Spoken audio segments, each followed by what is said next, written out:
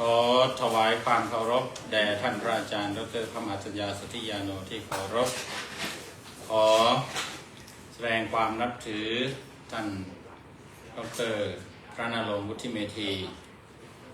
และก็ขอเจริญพรญาติโยมสาธุชนผู้รับชมรับฟังรายการธรรมะยามบ่ายจากวัดพุทธปัญญาประจำวันอาทิตย์ที่22 เดือนมิถุนายน พุทธศักราช 2568 ทุกท่านรายการธรรมะยามบ่ายวันอาทิตย์วันนี้ถ้าตามคิวที่ทำกันมาจัดกันมาก็จะเป็นคิวของท่านดร.ณรงค์ที่จะแสดงธรรมแต่บังเอิญมีเปิดอะไรฟังผิดด้วยมีเหตุก็คือมีพระ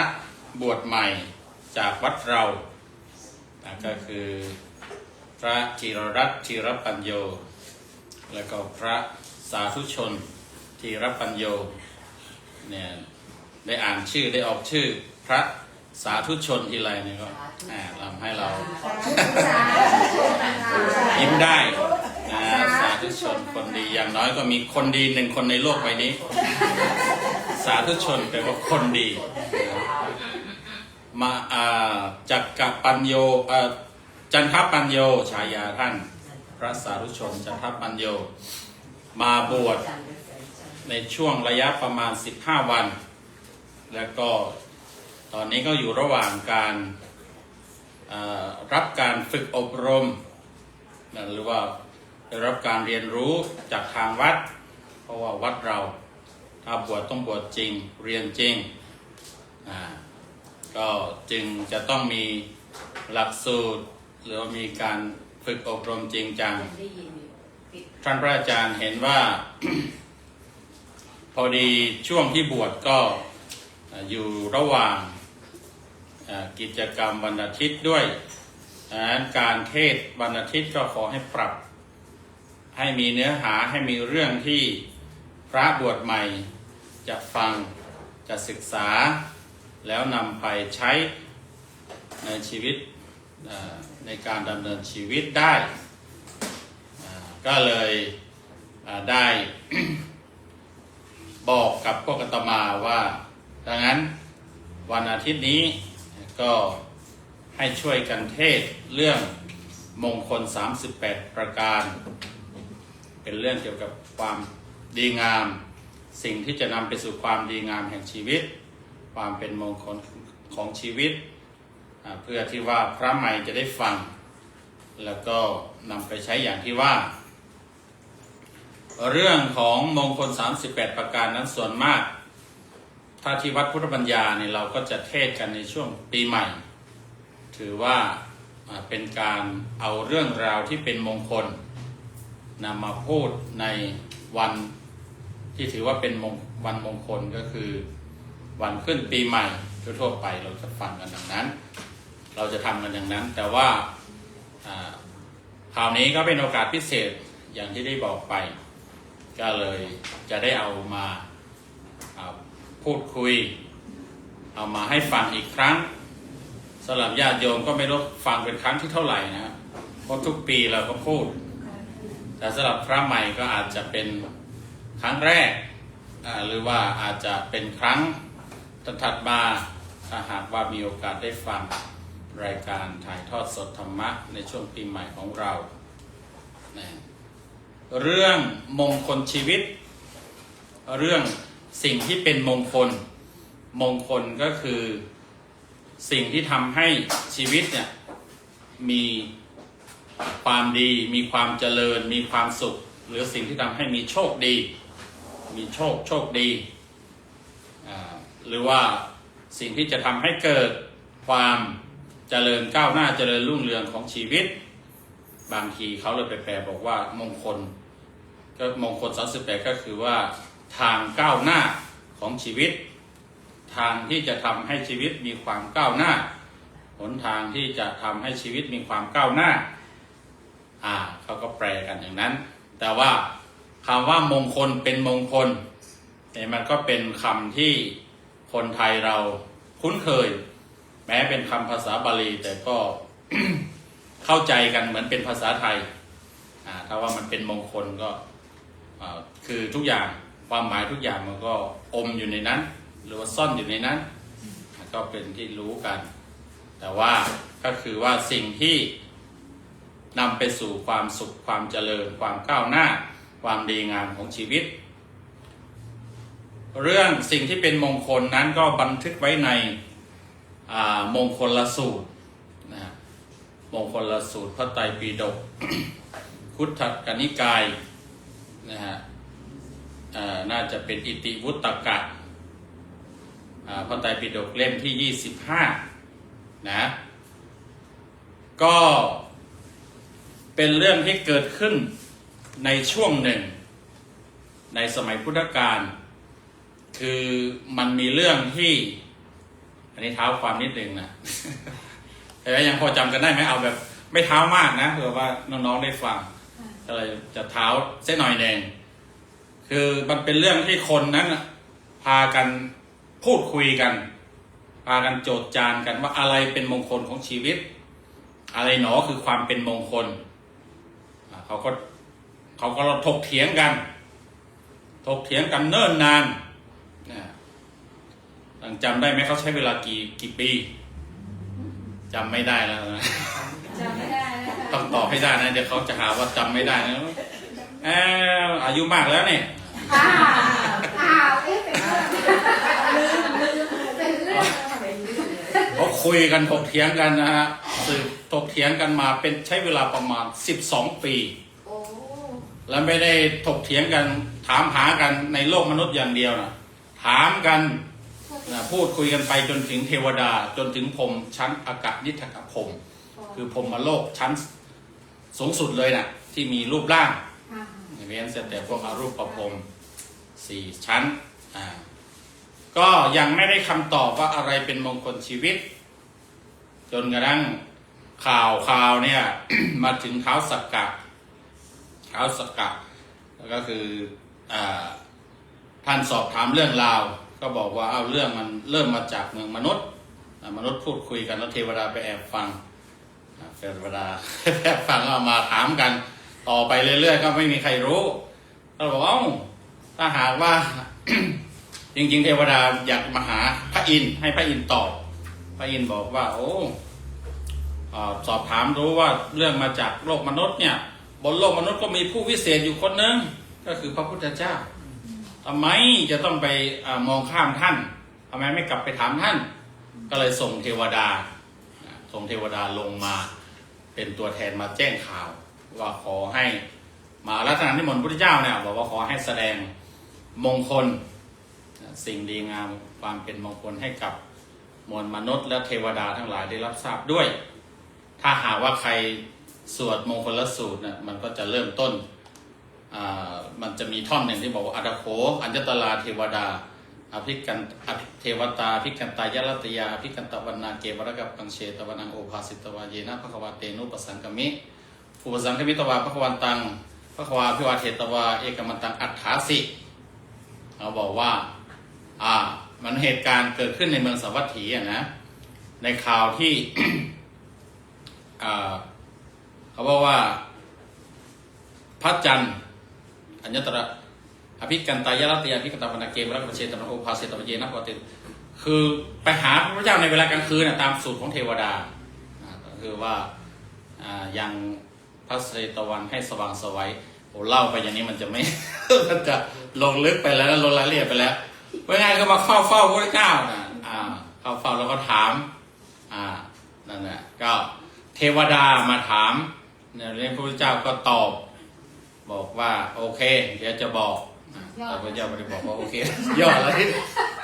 เนี่ยก็จะมาถามพระพุทธเจ้าได้ก็ใช้เวลา12 ปีนะพูดคุยกันพระเจ้าก็ตอบอาเซวนาจะพารานังปันติตานันจะเสวนาเนี่ยเขาพาพระใหม่สวดเกือบทุกเช้านะในหนังสือสวดมนต์มีมงคลสูตรเป็นภาษาอังกฤษที่แปลเป็นภาษาอังกฤษอยู่นะฮะก็จึงเป็นที่มาของ มงคล38ประการก็เริ่มต้นจากข้อที่หนึ่งก็คืออาเสวนาจพาลานังคือไม่คบคนพาลนะไม่คบคนพาลภาษาอังกฤษเขาว่าอะไรนะ not associate with fools or what the fool ก็คือไม่คบคนพาลคนพาลก็คือคนมีปัญญาน้อยภาละนี่แปลว่าคนปัญญาอ่อนภาละแปลว่าอ่อนไม่คบคนปัญญาน้อยเห็นไหมเขาบอกว่ามันมีคำอยู่นะอะไรนะอปัญญโกอปรินายโกอทุปปัญโยอปรินายโกคนมีปัญญาน้อยนี่ไม่ควรเป็นผู้นำพุทธเจ้าสอนไปแล้วถูกต้องแล้วค่ะนอกจากไม่เป็นผู้นำแล้วเราก็ไม่ควรคบนะไม่ควรคบคนพาลก็คือว่าคนที่ไม่มีปัญญาในการดำเนินชีวิตคนพาลก็คือจะคิดสิ่งใดก็คิดสิ่งที่ไม่เป็นประโยชน์สิ่งที่เป็นโทษกับตนเองผู้อื่นจะพูดอะไรก็เบียดเบียนตนเบียดเบียนผู้อื่นจะทำอะไรก็เบียดเบียนผู้อื่นคนพาลเขาบอกว่านั่นแหละคือคนที่ไม่ใช้สติปัญญาแล้วก็ทำให้ผู้อื่นทำให้ตนเองก็เดือดร้อนอันนี้พระพุทธเจ้าท่านไม่ให้คบเพราะว่าชีวิตเนี่ยมันถ้าหากว่าไปคบสิ่งไม่ดีแล้วเนี่ยมันก็จะเหมือนกับเราไปจับของสกปรกหรือว่าเสื้อผ้าหรือถ้วยจานอะไรที่เอาของไม่ดีของสกปรกเนี่ยไปใส่ไปแปดเปื้อนเนี่ยจานมันก็เสียชีวิตของคนเราเหมือนกันถ้าหากว่าไปคบคนไม่ดีไปคบคนกินเหล้าสูบบุหรี่เที่ยวเป็นนักเลงเป็นโจรเนี่ยก็กลายเป็นคนโจรกลายเป็นโจรกลายเป็นคนไม่ดีกลายเป็นขี้เหล้ากลายเป็นนักเล่นการพนันอะไรไปด้วยดังนั้นเนี่ยพระพุทธเจ้าเลยบอกว่า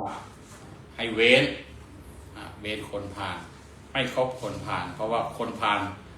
จะพาไปหาผิดคบบัณฑิตคบคนพาลพาไปหาผิดดังนั้นเราก็จะต้องมาถึงข้อที่สองคือต้องคบบัณฑิตข้อที่สองพระเจ้าจึงบอกว่าปัณฑิตานันจะเสวนาก็คือว่าหันมาคบบัณฑิตหันมาคบบัณฑิตมาสมาคมมาพูดคุยกับบัณฑิตบัณฑิตก็ตรงกันข้ามกับคนพาลก็คือบัณฑิตก็คือผู้ดำเนินชีวิตด้วยปัญญาจะทำจะพูดจะคิดอะไรก็ใช้ปัญญาในการนำทางชีวิตก็ทำสิ่งใดพูดสิ่งใดคิดสิ่งใดก็เป็นไปเพื่อประโยชน์และความสุขแก่ผู้อื่นแก่ตนเองหรือว่าบัณฑิตบางทีหมายถึงว่าผู้ที่มีปัญญาผู้ที่มีความรู้ผู้ที่รู้จักสิ่งดีๆนี่แหละการคบบัณฑิตการเข้าหาท่านก็จะบอกสิ่งดีๆเหล่านั้นท่านก็ชวนไปทำดีชวนไปหาสิ่งที่ดีเนี่ยบัณฑิตเนี่ย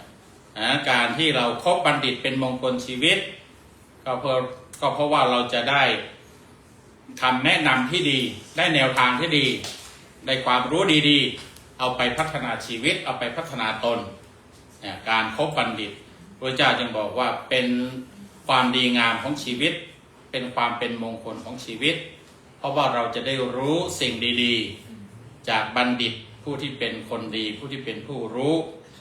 นั้นด้วยคบบัณฑิตแล้วก็ต้องบูชาบัณฑิตด้วยนะเนี่ยมงคลข้อที่3ก็คือว่าบูชาจะปูชนียานัง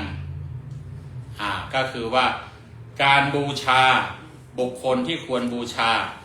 ที่เราแปลเป็นภาษาอังกฤษว่าอะไรนะ to honor those who are worthy honor คือบูชาคนที่ควรแก่การบูชา ทำไมก็เพราะว่าการที่เราบูชานั้น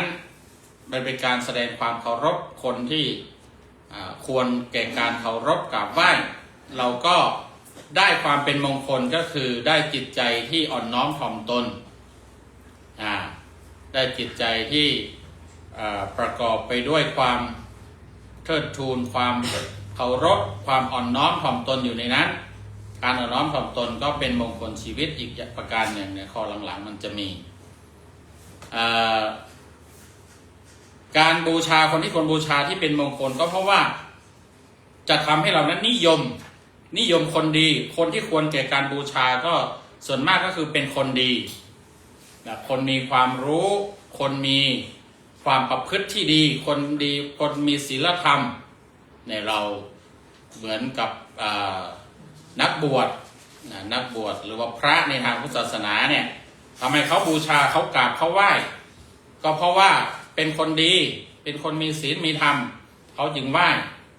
แต่ก่อนอย่างพระธีรรัตน์กับท่านสาธุชนเนี่ยเป็นคารวาสเนี่ยระดับนี้เขาไม่ไหว้นะผู้หลักผู้ใหญ่เขาก็ไม่ไหว้แต่พอมาผ่านการบวชแล้วตั้งจิตอธิษฐานตั้งจิตตั้งใจจะปฏิบัติถือศีล227ข้อเนี่ยโอ้เขายกย่องเลยเขาไหว้เขากราบบางทีใช่ไหมเนี่ยเพราะว่าก็คือ เรากราบเราไหว้ใครก็คือเราจะได้เอาความดีงามของท่านเหล่านั้นมาเป็นแบบอย่างเราต้องรู้จักในการชื่นชมคนดีเพื่อที่ว่าเราจะได้มีเขาเรียกว่ามีไอดอลใช่ไหมครับภาษาที่ว่าคือมีต้นแบบมีโมเดลมีไอดอลว่าคนเนี้ยคนดีแล้วเราอยากจะทำอย่างเราจะเอาตามอย่างเอาอย่างทำตามเนี่ยการบูชาก็จะช่วยทำให้เรานั้นอยากเป็นในสิ่งที่คนเหล่านั้นคนที่น่าบูชาเหล่านั้นเนี่ยเป็นอยู่เนี่ยอันนี้ก็เหมือนเราบางทีเรามีแรงบันดาลใจเราเห็นไอดอลของเรา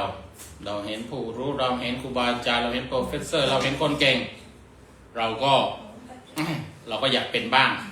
นี่แหละถ้าเรารู้จักบูชารู้จักเคารพรู้จักนิยมรู้จักชื่นชมคนดีคนเก่งเหล่านั้นเนี่ยก็จะทำให้เรานั้นอยากเป็นเหมือนท่านอยากเป็นเหมือนท่านคนเหล่านั้นเนี่ยมันก็จะทำให้เรานั้นมีไอดอลแล้วก็มีแรงบันดาลใจในการพัฒนาชีวิตมันจึงเป็นมงคลชีวิตประการหนึ่งเหมือนกันต่อมาข้อที่4ปฏิรูปเทศวาโสอยู่ในประเทศอันสมควรอยู่ในสิ่งแวดล้อมที่ดีก็ถือว่าเป็นมงคลชีวิตสถานที่ก็ถือว่าเป็นสิ่งสำคัญสำหรับการดำรงชีวิตของเรา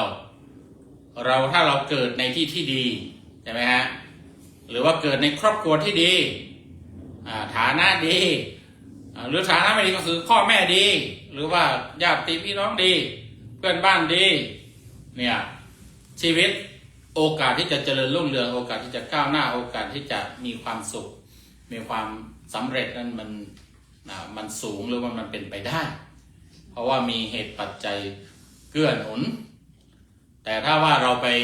เกิดในที่ที่ไม่ดีอยู่ในที่ที่ไม่ดีชีวิตก็ไม่มีความสุขอย่างเช่นบังเอิญเราเขาเรียกว่าอะไรบังเอิญไปเกิดในประเทศที่กระทำสงครามประเทศที่อดอยากแห้งแล้งใช่ไหมฮะในบางพื้นที่บนโลกใบนี้ก็คือแห้งแล้งอดอยากเนี่ยก็ไม่เหมาะสำหรับการพัฒนาชีวิตไม่เอื้อต่อการพัฒนาชีวิตแค่จะหาน้ำดื่ม นี่ยังลำบากแล้วจะหาข้าวกินก็ยังลำบากแล้วที่เราเกิดในประเทศอเมริกานี่ถือว่าเป็นประเทศอันสมควรเพราะว่ามีความอุดมสมบูรณ์ทางปัจจัย4ข้าวปลาอาหารโอกาสเพราะว่านี่คือโอกาสทางการศึกษาเนี่ยอย่างน้องๆพระใหม่เราเนี่ยหนึ่งท่านก็เนี่ยได้เป็นคุณหมอละพระหมอละหมอทันตแพทย์ไม่ให้หมอดูนะเนี่ยก็เพราะว่าได้เกิดในที่ที่ได้เกิดได้อยู่ ได้อยู่ในประเทศที่สมควรประเทศที่มีความพร้อมมีความเจริญทางด้านต่างๆและยังคือทางด้านการศึกษาอันนั้นเราจะ มีชีวิตที่ดีเราก็ต้องเลือกสถานที่สถานที่อยู่ในที่ที่เหมาะสมอยู่ในที่ที่ดีก็จะมีชีวิตที่เจริญรุ่งเรืองหรือว่ามีชีวิตที่มีความสุขได้ถ้าไปอยู่ในที่ที่ไม่ดี ก็จะมีปัญหาได้ชีวิตไม่มีความสุขอเมริกาเราก็มีทั้งเขาบอกว่าเมืองดีกับเมืองไม่ดีก็มีนะใช่ไหมโซนไม่ดีมันก็เป็นที่รู้กันมีปัญหามีอาชญากรรมมียาเสพติดมีนั่นมีนี่ก็ชีวิตไม่ปกติสุขเผลอๆถ้าหากว่าโชคไม่ดีจะถูกปล้นถูกจี้ถูกอาจจะถูกเอาชีวิตณที่นั่นได้เนี่ยเขาเรียกว่าอยู่ไปปรากฏตัวในที่ที่ไม่ลงตัวก็อันตรายอเมริกาตอนนี้ก็ต้องระมัดระวังต้องอยู่ในที่ที่ควรก็คืออยู่ในบ้านหรือว่าอยู่ที่ปลอดภัยเขาบอกอย่างนั้นนะ ห้ามไปอยู่ในที่อะไรนะที่ชุมชนใช่ไหมฮะอย่าไป LA ที่เป็นคอนเสิร์ตหรือว่าที่เป็นที่รวมงานอะไรต่างๆหรือว่าในที่ที่ไอซ์จะไปก็ไม่ควรไปที่ก็ไปวิเคราะห์ไปคิดกันเองว่าไอซ์จะไปที่ไหนก็อย่าไปในที่ที่ไอซ์ไปนะฮะก็จะเป็นที่ที่ไม่ปลอดภัยได้นะมาวัดดีกว่าเนาะปลอดภัยแล้วได้ฟังเทศนะต่อมามงคลข้อที่5ปุเพจักกตปุญญาตาก็คือว่าการที่เรานั้นได้ทำความดีไว้ก่อนแล้วหรือว่ามีความดีได้ทำไว้ก่อนหรือว่ามีบุญบุญได้ทำไว้ก่อนปุเพแปลว่าในการก่อนกตปุญญะก็คือบุญหรือว่าความดีที่ได้ทำไว้แล้วในการก่อนอันนี้ก็เป็นเหตุปัจจัยที่ทำให้ชีวิตเรามีความสุขมีความเจริญก้าวหน้าหรือประสบพบสิ่งที่ดีแน่ๆเพราะอะไรเพราะว่าเราได้ทำเหตุไปก่อนแล้วนะปุเพกตปุญญะนี่หมายถึงว่าได้ทำบุญนะได้ทำดีได้ทำเหตุไว้แล้วนะทีนี้เมื่อเราทำเหตุไว้แล้วก็วันใดวันหนึ่งโอกาสใดโอกาสหนึ่งเนี่ยผลมันก็จะต้องเกิดขึ้นเพราะผลมันเกิดจากเหตุมันไม่ได้เกิดมาลอยๆตามพุทธศาสนาเรานั้นเราถือว่า ทุกสิ่งนั้นเกิดมาแต่เหตุทำเหตุอย่างใดไว้มันก็จะได้ผลเช่นนั้นดังนั้นเนี่ยการที่เราได้ทำบุญไว้ก่อนการทำความดีหรือทำบุญไว้ก่อนนั้นไม่จำเป็นจะว่าหมายถึงว่าในชาติก่อนๆนะบางคนจะบอกว่าบุพเพกตปุญญาตาหมายถึงได้ทำบุญทำความดีไว้ในชาติก่อนอย่างเดียวไม่ควรจะเข้าใจอย่างนั้นในปัจจุบันนี้ถ้าสมมติว่าเราอยากมีชีวิตที่ดีเนี่ยเราก็ทำเขาเรียกว่าทำบุญหรือทำดีไว้ก่อนตั้งแต่ตอนนี้ทำไว้ก่อนโอกาสวันหน้าเดือนหน้าปีหน้าก็เหตุที่เราได้ทำไว้นั่นแหละมันจะออกดอกออกผลออกดอกออกผลเราก็จะได้เก็บดอกเก็บผลเหล่านั้นนะฮะแต่ว่าก็ไม่ปฏิเสธเลยว่าการที่คนหนึ่งมีชีวิตที่ดีเกิดมาดีถ้าตามทางพุทธศาสนาเราเกิดมาในครอบครัวที่ดีเกิดมามีฐานะที่ดีมีพ่อมีแม่มีพี่มีน้องมีเพื่อนบ้านมีองค์ประกอบทุกอย่างดีเนี่ยเขาบอกว่าได้ทำบุญไว้ก่อนแล้วแสดงว่าทำบุญมาไว้มากทำบุญเอาไว้มากก็ปฏิเสธไม่ได้ก็เป็นจริงเป็นจริงตามหลักของความเป็นเหตุเป็นผลว่าถ้าหากว่าคนเราอยากมีชีวิตที่ดีเราก็ต้องทำดีไว้ก่อนทำเหตุไว้ก่อนทำเหตุอันเป็นความดีทำดีเป็นเหตุไว้ก่อนเนี่ยแล้วผลหรือว่าชีวิตที่ปรารถนาไว้นะก็จะเกิดขึ้นเกิดตามเหตุที่เราได้ทำนั้นดังนั้นหลักการที่ว่าเราจะต้องสร้างเหตุไว้ก่อนสร้างเหตุที่ดีไว้ก่อนนั่นเป็นสิ่งสำคัญเป็นสิ่งที่ต้องทำนะท่านสาธุชนนะ ท่านสาธุชนท่านนั่งเก้าอี้นะท่านจะต้องอย่าให้ความง่วงมาครอบงำมากนะเดี๋ยวเก้าอี้นะ ก็ไม่ว่ากันวันนี้ฟังเทศแล้วก็มีแอร์เย็นๆเนี่ยแม่มันก็ น่าหลับเลยนะ มันมีเหตุดีก็คือว่าเสียงพระก็แบบเรื่อยๆแอร์ก็เย็น นะใช่ไหม ทำสมาธิ ก็ได้นะหลับบ้างตื่นบ้างไม่มีปัญหานะเราอย่าทำชีวิตให้มีปัญหานะทุกอย่างต้องไม่มีปัญหาจะหลับก็มีปัญหาจะตื่นก็ไม่มีปัญหาถ้าเราไม่สร้างปัญหา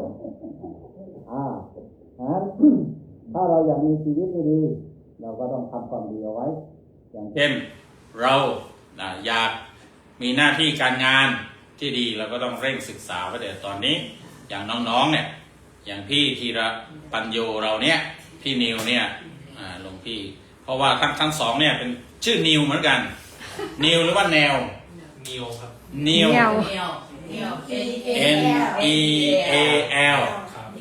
ก็เลยเป็นซีเนียร์กับจูเนียร์สมมติว่าเราอยากทำงานแบบนี้เราอยากเป็นหมอฟันก็ต้องเรียนทำดีไว้ก่อนก็คือว่าต้องตั้งใจเรียนหมอฟันเห็นไหมตอนนี้ได้เป็นหมอฟันแล้วเนี่ยเป็นผู้มีภูเพกตวิญญาแล้วท่านซีเนียร์นิวเนี่ย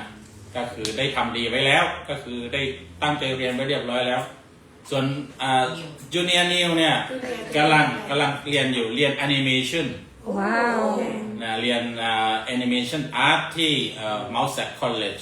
ปี2ใช่ไหมพระอาจารย์ให้งานไหมบอกว่าโอ้ไม่ต้องห่วงจะให้สร้างนิทานชาดกมีตั้ง500 กว่าเรื่องเราเอาสักเรื่องหนึ่งเด็ดๆไปทำเป็นการ์ตูนแอนิเมชันเอาให้โด่งดังเลยอันนี้กำลังสร้างเหตุเลยไหมเดี๋ยวก็จะได้เป็นนักสร้างหนังหรือว่าได้ทำงานที่ตัวเองชอบแหละแต่ว่าต้องทำดีไว้ก่อนนะต้องบุพเพกตปุญญาตาไว้ก่อน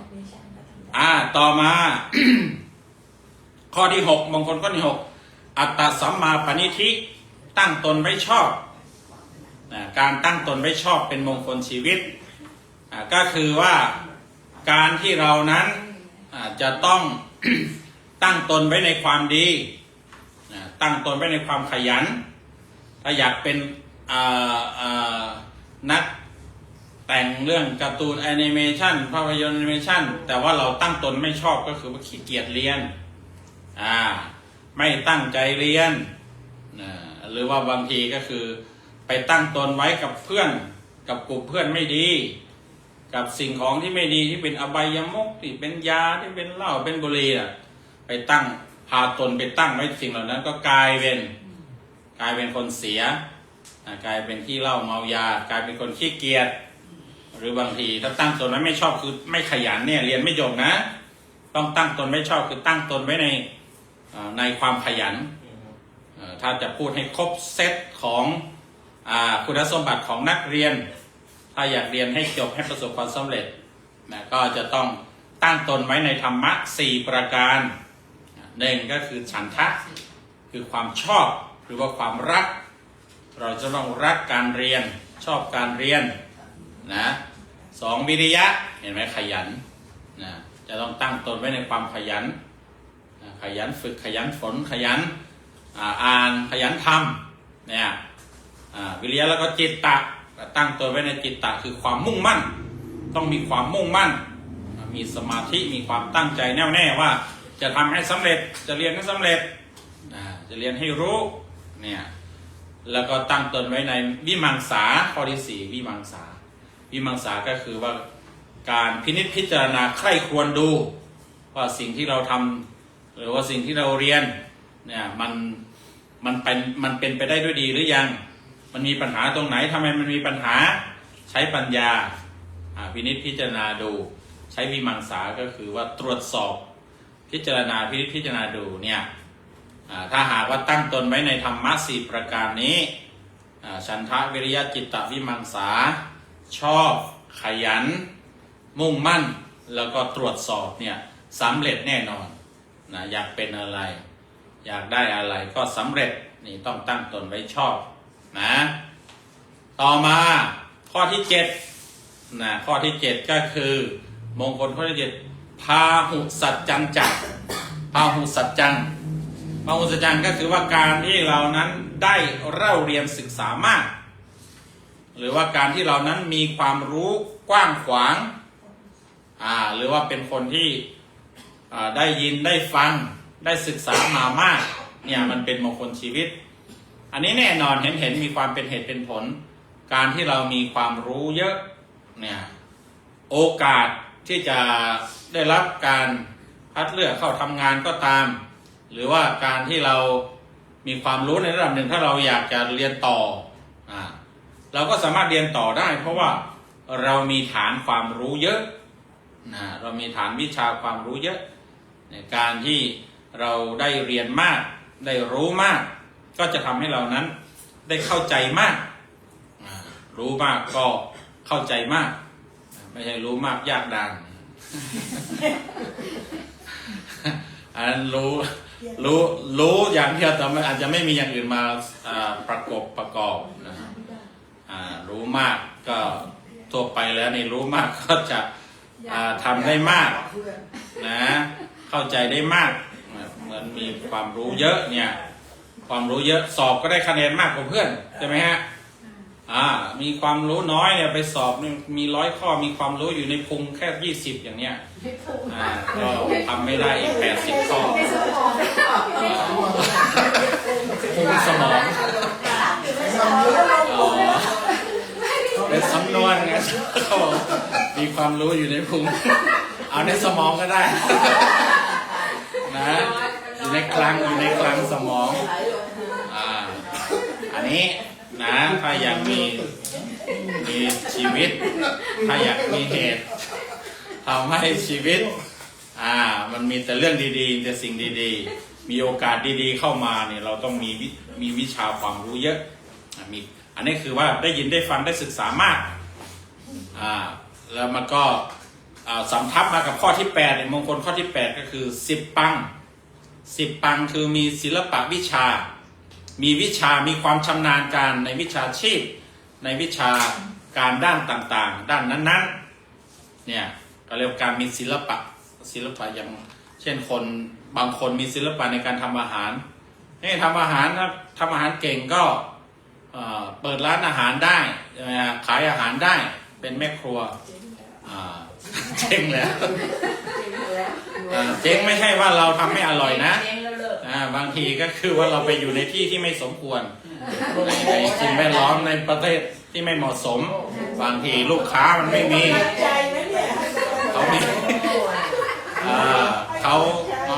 เราถนัดอาหารนี่แต่ว่าเราถนัดอาหารส้มตำอย่างนี้ไปอยู่ที่ฝรั่งเนี่ยมันก็ขายไม่ได้นะ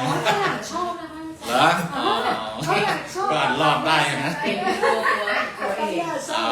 ใช่ต้องเลือกที่ประกอบการแต่ว่าต้องมีศิลปะเนี่ยคือมีวิชา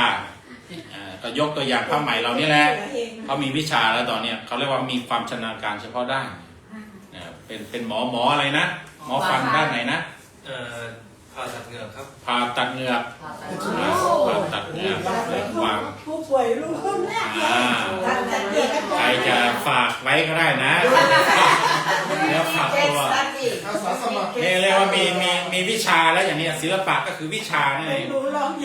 มีวิชาก็คือมีความสามารถมีความชำนาญการเฉพาะด้านแล้วก็ชีวิตก็มีโอกาสทำเงินได้เยอะหมอฟันใช่ไหมแต่ตอนนี้ต้องหางานก่อนใช่ไหม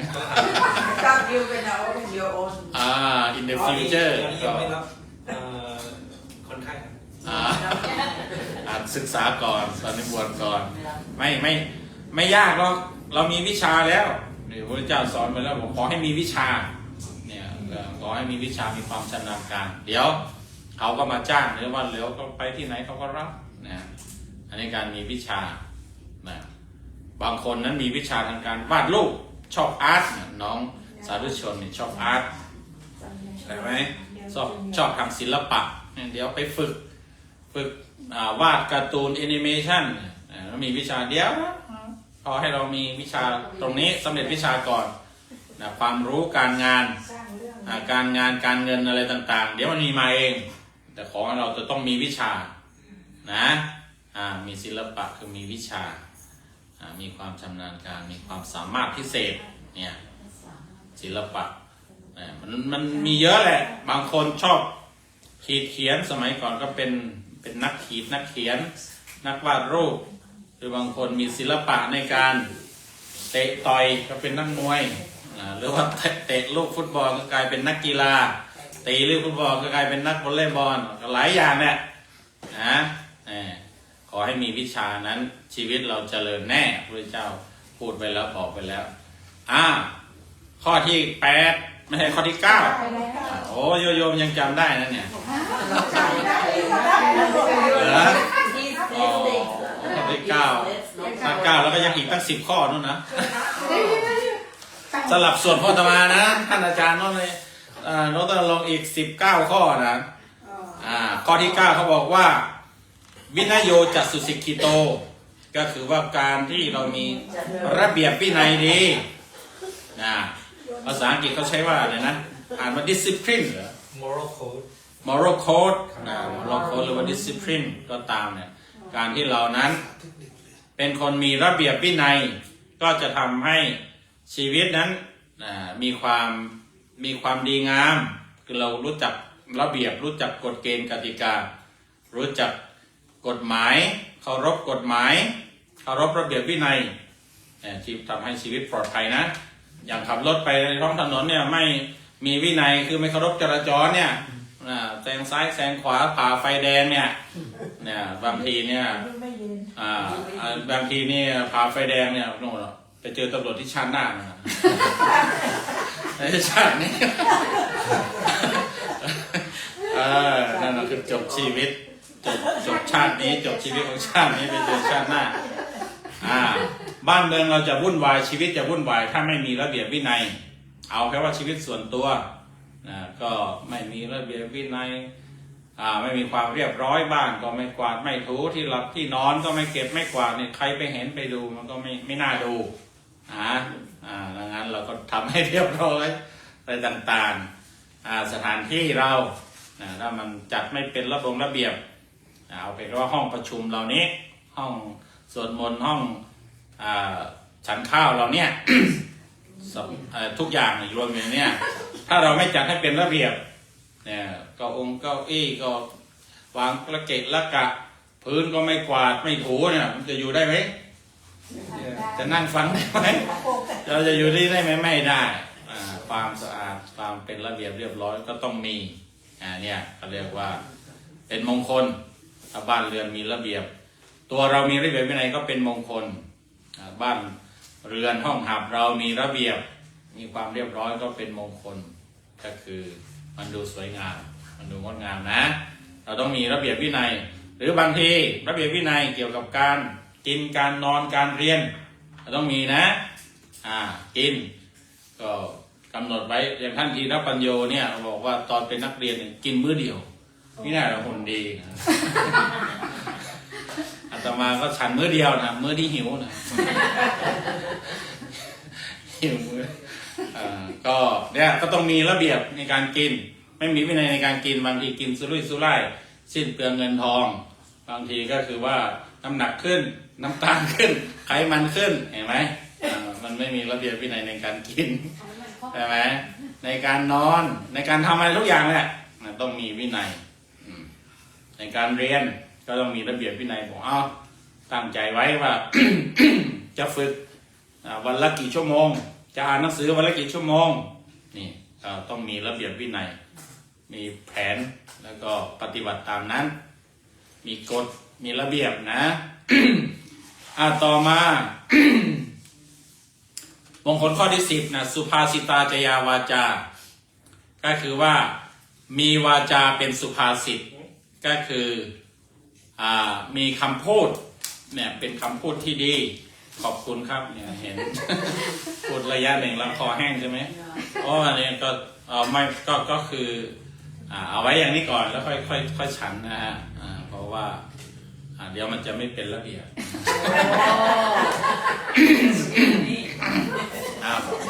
ตอนนี้มีกล้องอยู่เนี่ยเราจะไปยกเปิดขวดแล้วก็ยกเลยกระดกเลยเนี่ยโอ้คนดูทั่วโลกนะเนี่ย ให้กำลังใจตัวเองอาจจะไม่มีใครดูก็ได้ บอกไว้ก่อนมีวาจาสุภาษิต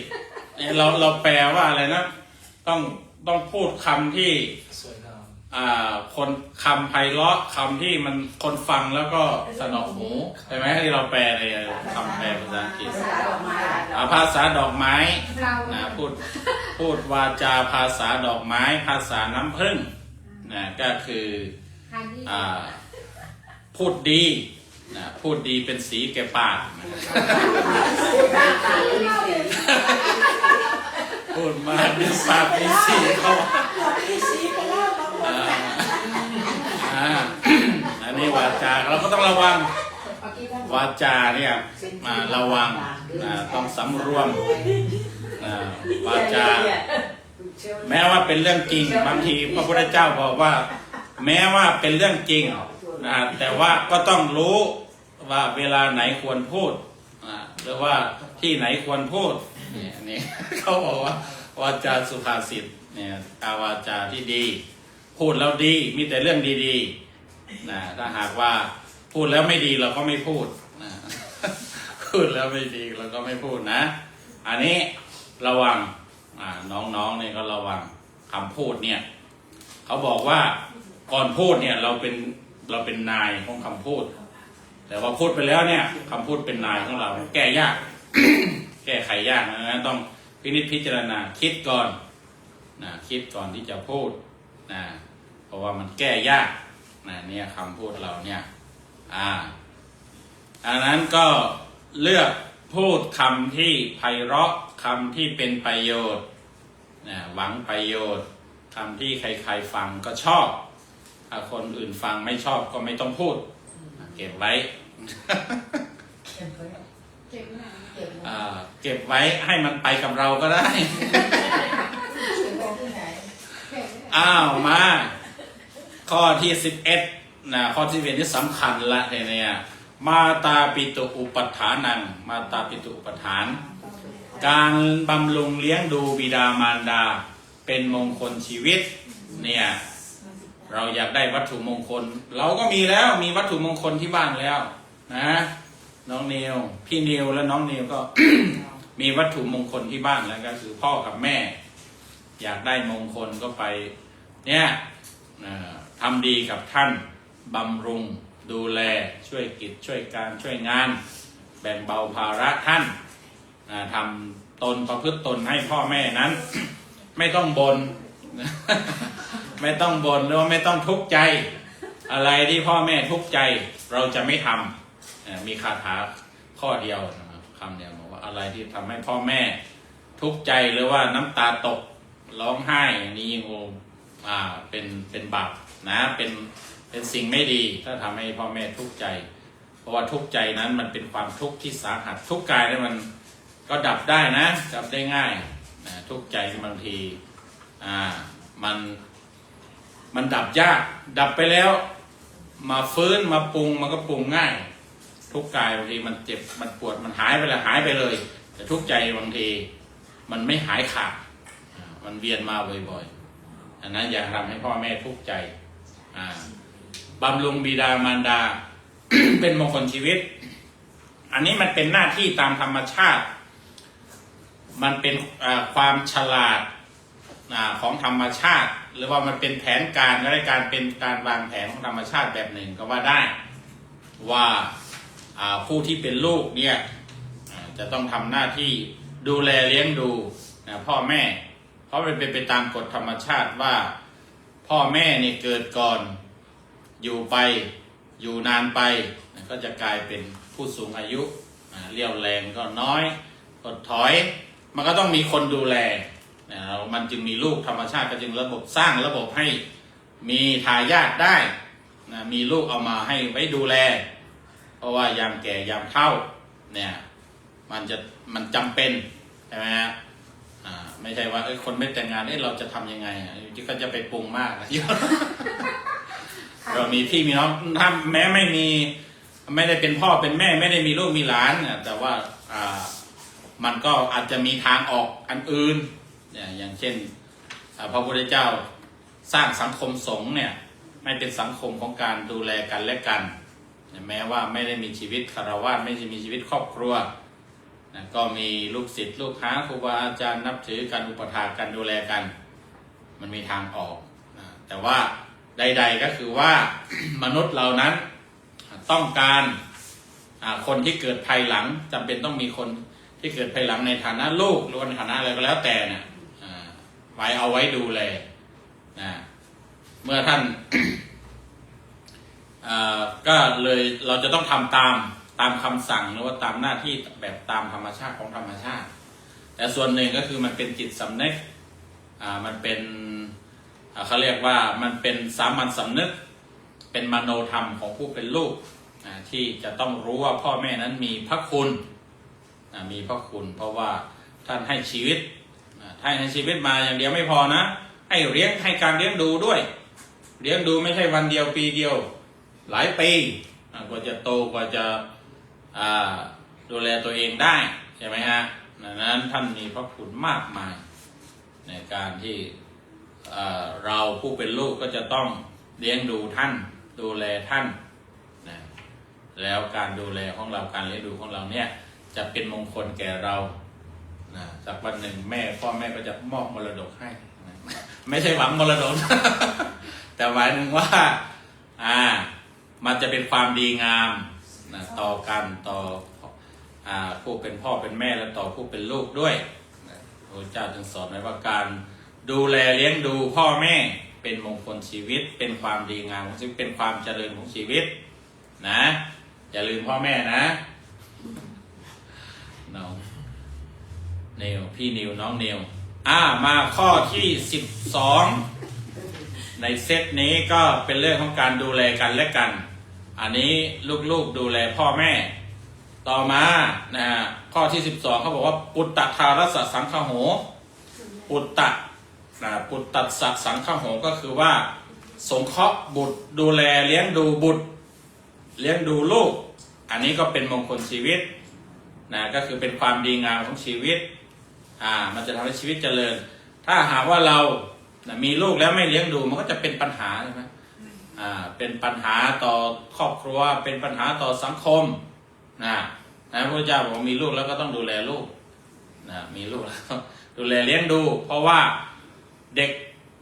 ผู้เป็นลูกเนี่ยก็จะเป็นอนาคตของชาติเป็นกำลังของสังคมเป็นกำลังของชาติถ้าเราอบรมเลี้ยงดูเขาไม่ดีเขาก็จะกลายเป็นพลเมืองที่ไม่ดีมีปัญหาเบื้องต้นก็คือมีปัญหากับเราเองถ้าลูกไม่ดีไม่อบรมเลี้ยงดูไม่สงเคราะห์นี่หมายถึงว่าสงเคราะห์ทางกายทางใจก็คือไม่ได้อบรมเลี้ยงดูไม่ได้เลี้ยงดูให้อิ่มให้เติมให้โตไม่ได้อบรมสั่งสอนให้รู้จักดีจักชั่วเนี่ยเขาก็จะกลายเป็นดีไม่ดีก็คือจะกลายเป็นพิษเป็นภัยกับพ่อแม่เองได้ลูกไม่ดีบางทีติดยาคุ้มคลั่งขึ้นมาก็ฆ่าพ่อฆ่าแม่ก็เป็นข่าวมีให้เห็นมีให้ทราบมีให้สะเทือนใจกันอยู่เพราะว่าอะไรเพราะว่าพ่อแม่นั้นอาจจะ จริงๆบางทีก็อาจจะดูแลดีแต่บางทีมันก็คือมันมีเหตุปัจจัยอื่นเห็นไหมพอได้ลูกไม่ดีบางทีก็คือกลับมาทำร้ายพ่อแม่อันนี้พระพุทธเจ้าจึงบอกว่ามีลูกก็ต้องเลี้ยงดูลูกให้ดีอย่างคุณพ่อคุณแม่ของท่านธีรปัญโยท่านจันทปัญโยเนี่ยดูแลอย่างดีส่งร่ำส่งเรียนจนจบหมอส่งเรียนอยากเรียนอะไรก็ส่งให้เรียนดูแลอย่างดีคุณพ่อคุณแม่ดูแลดีไหมครับน้องสาธุชนดีมากหรือว่าดีไม่มากดีมากครับดีมากครับดีมากๆเลยแน่ไหมล่ะก็เราจึงเป็นลูกที่ดีนะเป็นคนดีของสังคมอันนี้คือข้อที่12นะข้อที่13มงคลข้อที่13ก็คือทารัสสะสังฆโหคำบาลีนะเข้าต่อกันปุตตะทารัสสะปุตตะแปลว่าลูกทารัสสะทาระแปลว่าภรรยาทารัสสะสังฆโหคือการสงเคราะห์การเลี้ยงดูการดูแลภรรยานี่ก็เป็นมงคลชีวิตนะโยมป้อม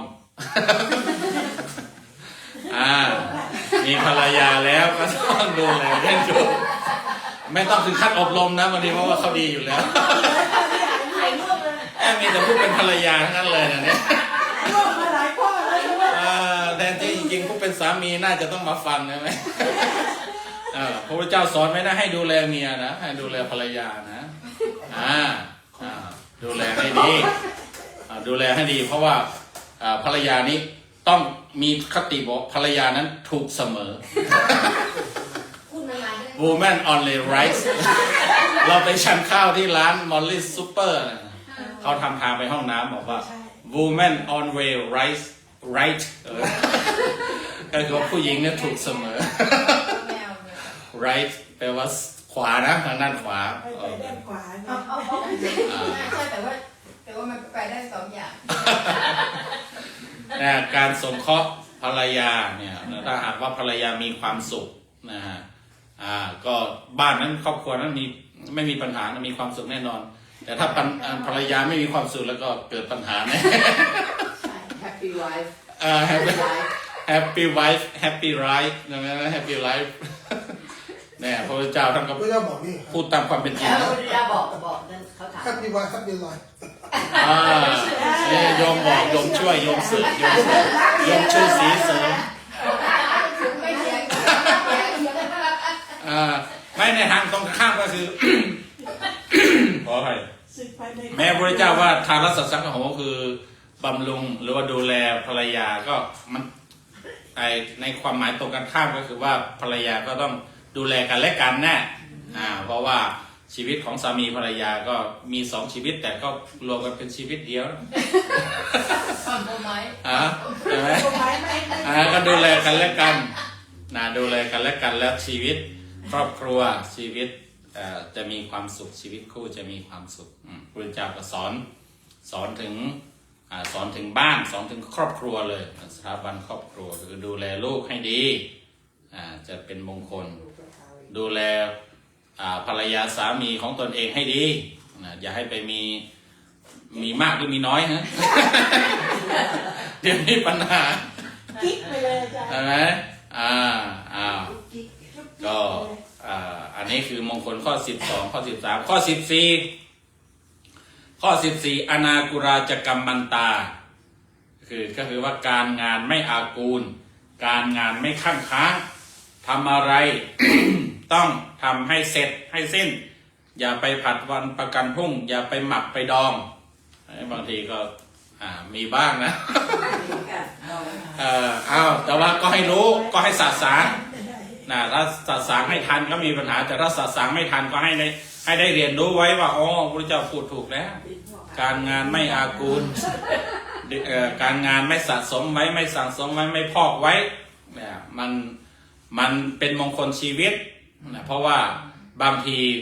เอาไว้ก่อนเนี่ยพอจะทำจริงๆมันไม่ทันเวลามันไม่พอหรือมันทำไม่เสร็จหรือมันทำไม่ประณีตมันทำแบบรีบๆมันจะครบเดดไลน์แล้วหรือว่ามันจะต้องนั่นแล้วมันทำไม่ประณีตดังนั้นการงานเราไม่สะสมไม่ค้างไว้แต่มันก็จะเป็นมงคลคือ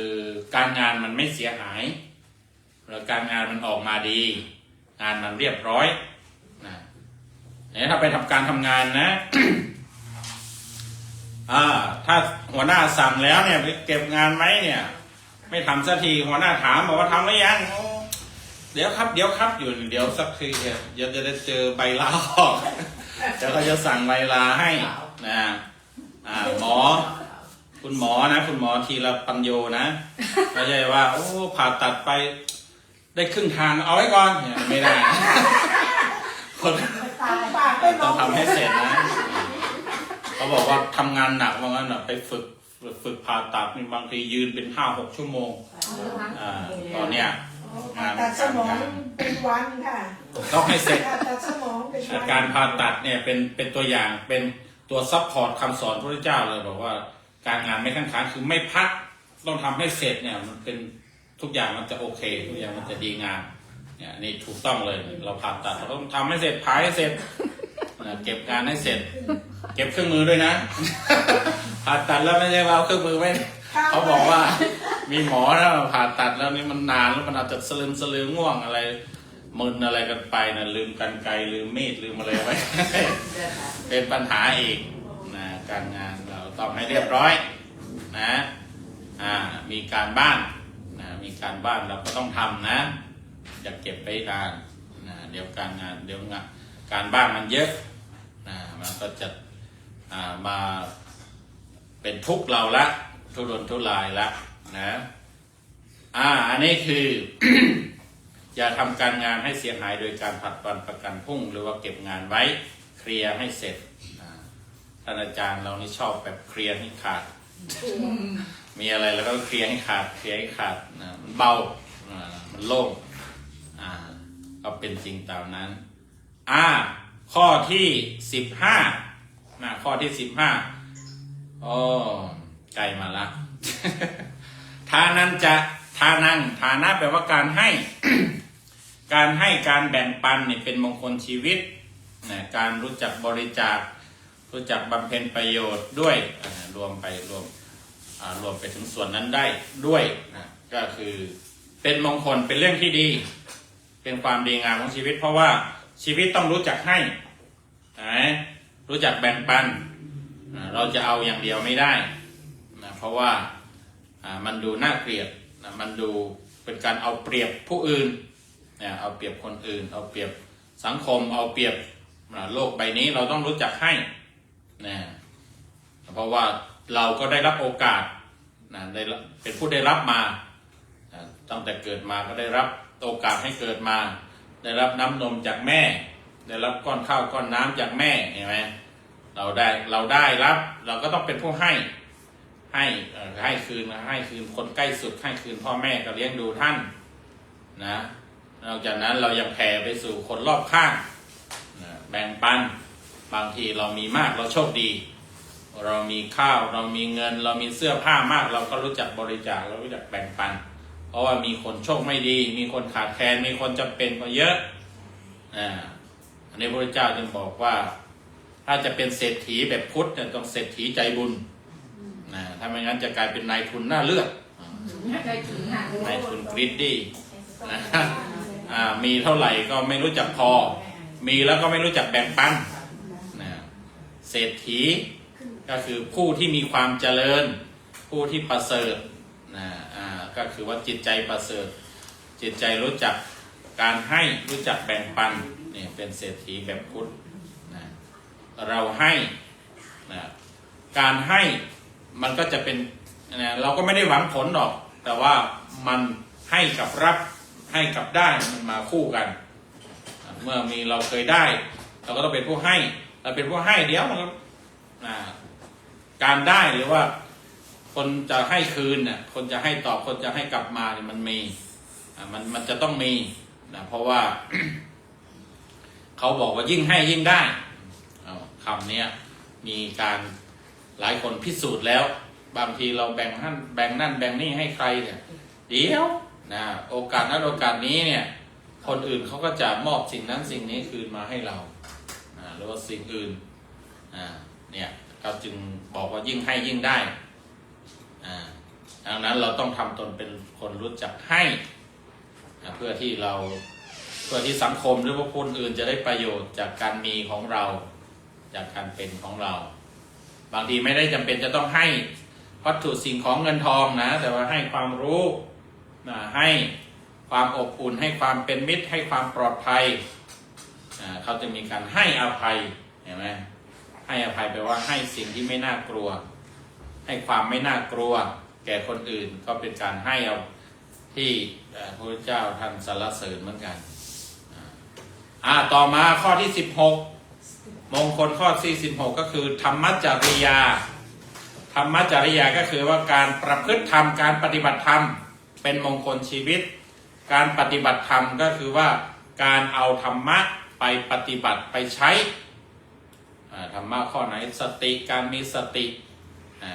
ถ้าประพฤติธรรมคือเป็นคนมีสติเนี่ยก็สติก็คุ้มครองรักษาสติมโตสถาพัทธังพระเจ้าบอกว่าคนที่มีสติเนี่ยนะจะเป็นผู้พบแต่ความเจริญทุกเมื่อคือมีสติมีความระลึกรู้ได้มีความรู้สึกตัวจะเดินจะเหินจะทำอะไรก็ไม่ผิดพลาดหรือธรรมะข้ออื่นๆอย่างถ้าเป็นน้องๆถ้ากำลังเรียนอยู่ก็คือความขยันความรักเรียนความขยัน ประพฤติธรรมคือความขยันคือวิริยะคือวายามะแล้วแต่ชื่อจะเรียกอุตสาหะขยันหมั่นเพียรลองไปประพฤติเถอะขยันเรียนถ้าประพฤติธรรมเรื่องข้อขยันตอนนี้ก็โอเคเรียนจบแน่นอนเรียนได้ดีเรียนได้เกรดที่ดีเรียนได้คะแนนที่ดีจบในสาขาในวิชาที่เราต้องการนะหรือการประพฤติทำข้ออื่นข้อที่จะต้องมีก็คือว่าเมตตาเราต้องมีเมตตาต่อกันรักเพื่อนมนุษย์รักสรรพสัตว์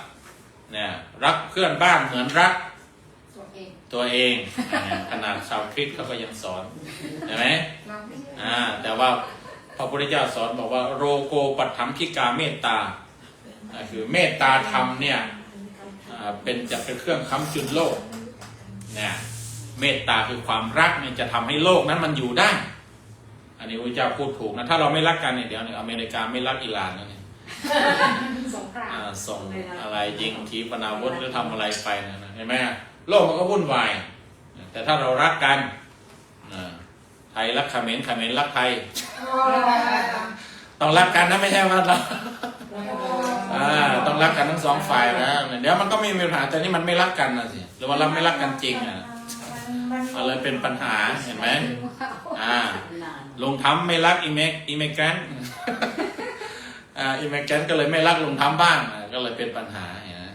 ถ้าต่างคนต่างรักกันประพฤติธรรมรักกันเนี่ยมันก็มีปัญหาอะไรไม่ต้องวุ่นวายนะอันนี้พระเจ้าเนี่ยบอกว่า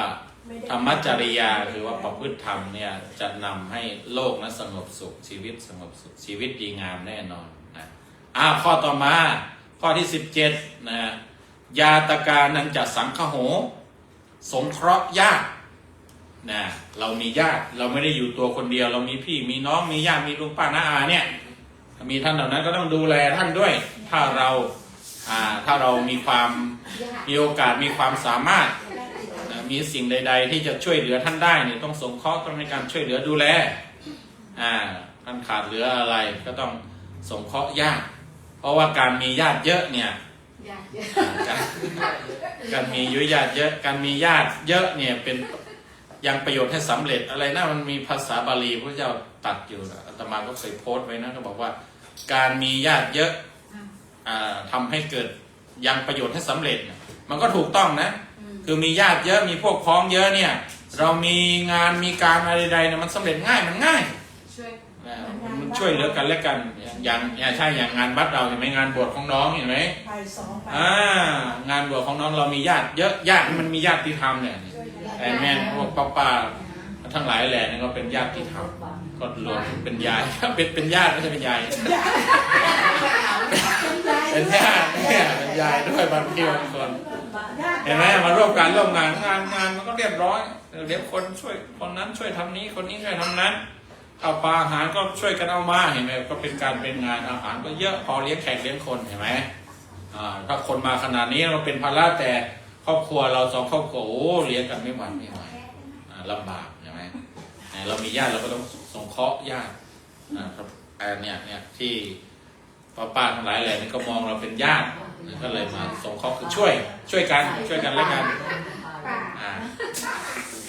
นะอันนี้อย่าทิ้งญาตินะเพราะว่าญาติพวกพ้องบริวารนี้ก็จะทำให้ชีวิตเรามีความสุขได้เพราะเวลาเขาจำเป็นที่เราต้องการความช่วยเหลือเราขาดแคลนเนี่ยญาติก็ช่วยได้เพื่อนก็ช่วยได้นะต่อมาข้อที่18นะอนวัชชานิกรรมานิ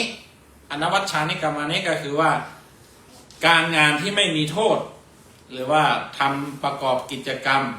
ที่ดีงามที่ไม่มีโทษไม่มีความเสียหายนี่เป็นมงคลชีวิตบางทีก็คือการหมายถึงการทำอาชีพการประกอบอาชีพที่ไม่มีโทษก็คือว่าไม่ก่อให้เกิดโทษก่อให้เกิดปัญหาก่อให้เกิดทุกข์กับคนอื่นเนี่ยมันเป็นมงคลชีวิตถ้าไปทำงานที่มันมีโทษนะอย่างเช่นไปค้ายาไปค้าเฮโรอีนค้าอย่างอื่นเนี่ยมันก็เดือดร้อนใช่ไหมฮะเพราะเป็นของผิดกฎหมายตำรวจไม่ยอมรับสังคมไม่ยอมรับไปค้าขายสิ่งเหล่านั้นไปทำสิ่งเหล่านั้นไปประกอบการงานที่มีโทษเหล่านั้นนะก็ ทำให้ชีวิตไม่มีความสุขนะชีวิตอาจจะถูกจับถูกไล่ล่าอะไรก็ว่าไปดังนั้นเราจึงเลือกประกอบอาชีพเลือกทำงาน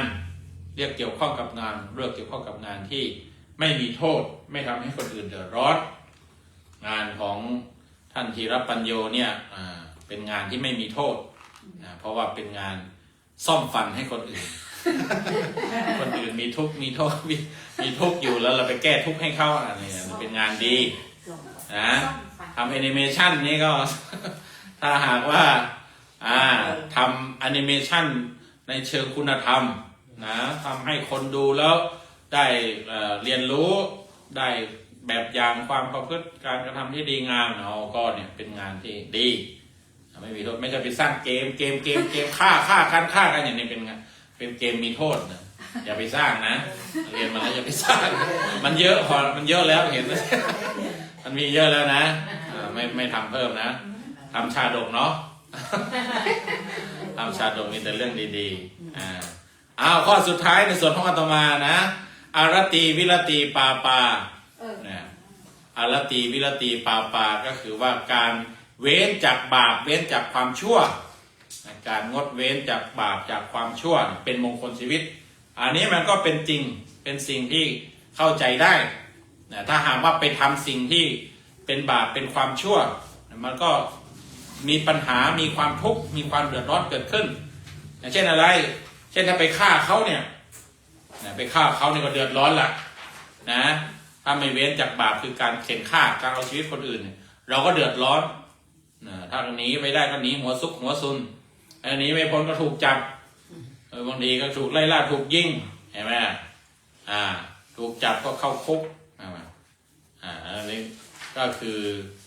ไม่เว้นชั่วมันก็ทำให้ชีวิตนั้นมีความทุกข์แต่ถ้าว่าเราเว้นจากความชั่ว